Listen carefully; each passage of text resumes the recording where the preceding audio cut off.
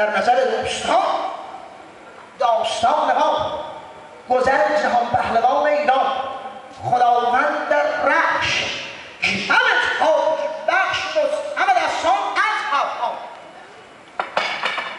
خان اول کشته شدن شیر به دست رخش.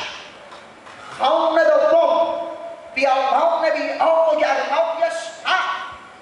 خان سوم کشته شدن اژدها.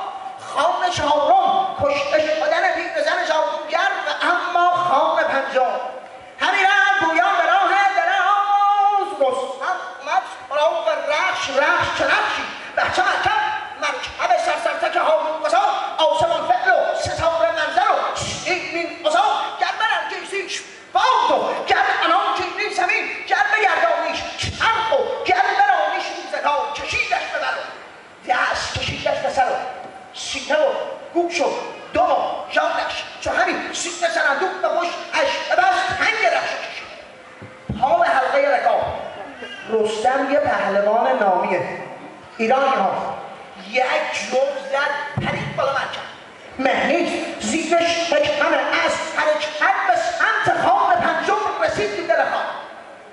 چشم رستم افتاد دید به به عجب جای سرسبز گل گیاه درخت این پایینم چشمه آب به به. رستمم گرسنه دستش رفت به تیردان یک لنگه تیر گذاشت به زیر کمان نشانه گرفت دو مرغ هوایی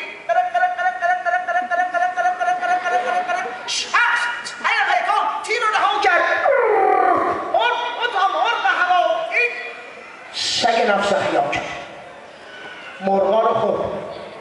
رخش رو رها کرد توی این دشتا با رشتک سپر زیر سر جهان پهلوان خرد در عالم خواب.